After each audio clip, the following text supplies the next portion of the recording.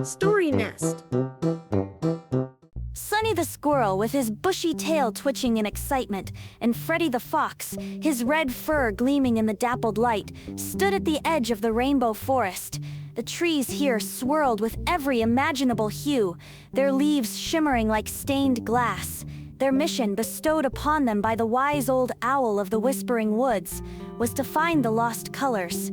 Lately, the forest had been losing its vibrancy, some patches turning gray and dull.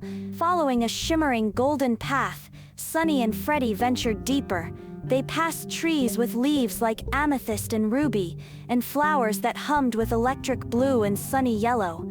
Suddenly, they came upon a clearing where the vibrant colors seemed to drain away, replaced by a misty gray. In the center, a small, whimpering sprite sat with a collection of dull, colorless orbs. "These are the lost colors," she sobbed. A grumpy gloom cloud stole them.